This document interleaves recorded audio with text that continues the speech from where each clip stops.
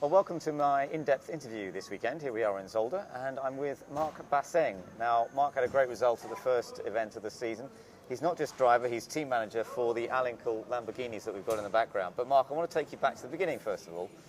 How did you get involved in motorsports in the first place? Was it a family thing? Did your dad race already, or was it something that you discovered yourself?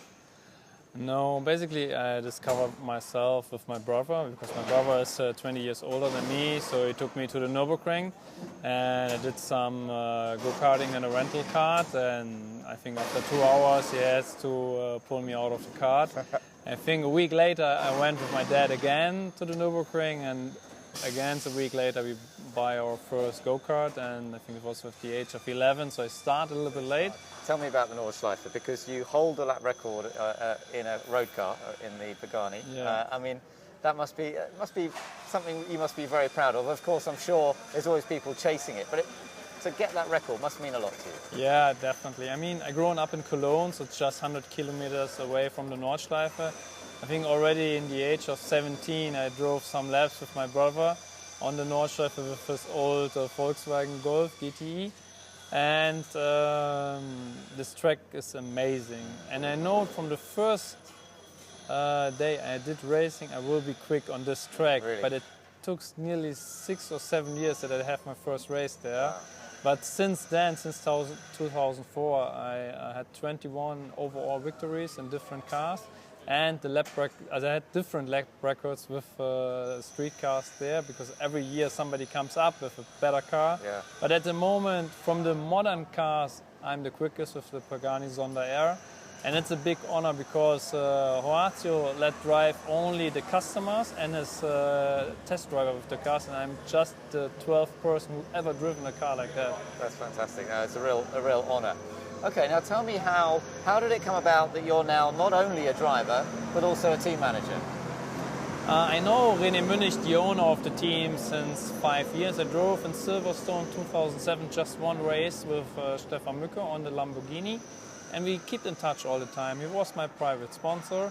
And then in the end of 2009 he comes up with the idea to want to join the new GT1 World Championship, yeah. But he wants to do it by his own.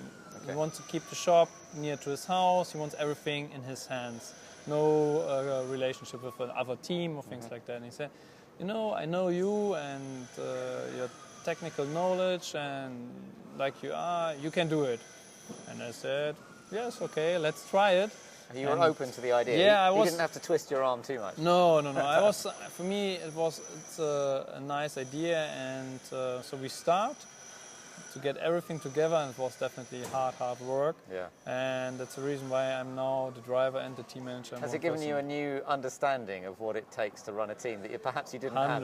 100%. Drivers, please come if you start up the car, sit in, go out, came out of the car and go away. That's the best thing what you can do as a good driver.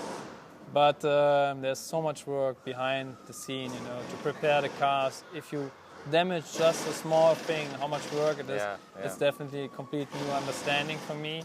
And I mean, we are happy we have a nice sponsor with Alinkel.com, so I don't have this financial pressure what the other team managers have. I don't have that, so that makes it a little bit easier. Does it affect your driving at all, though? Because you, as you say, you know how hard the guys work. You know that if you do some damage out there on track, that's the work they're going to... Does it affect your driving? No, I mean, in the end, I'm just one of 4 drivers. Yeah. And if I'm too slow, I'm also actually deciding by myself, okay, I'm too slow, so I can't drive this car because I'm damaging the maybe success for the team. Yeah. So, no, in the end, if I sit in the car and the door is closed, I forget all these other things and I go out and push the car like I can and try to be successful. And hopefully you've got the backup and the support within the team that allows you, once you're in the car, you don't have to worry about what's happening with the other car and that kind of thing. It definitely took a while to get a team together, but since Silverstone last year, I have Henrik Ness, my assistant, yeah. And he is a really nice guy, and he is organizing the pit during I'm driving. And I mean, now with our engineers, everything, I get more head for driving again. I mean, just Abu Dhabi was again a little bit really stressy. It's not. I don't want to work on the gearbox to get it into the car. I saw you there. Yeah, but I had to do it because I was the only one in this moment who knows what we have to change from a Reiter standard gearbox to our gearbox. Yeah. So I did it because it was the quickest way. But in the end, the mechanics do her work, the engineers doing her work, and I'm a driver here. I'm responsible for everything. Okay, I go to the team managers meeting, but it comes more and more back that I'm just a driver. Okay, Mark. Well, thanks for telling us about that. It must be a lot of work for you, but we certainly admire the fact that you're not only in the car, you're also running the whole operation, and hope you have a great rest of the season. Thank you very much. Thank you.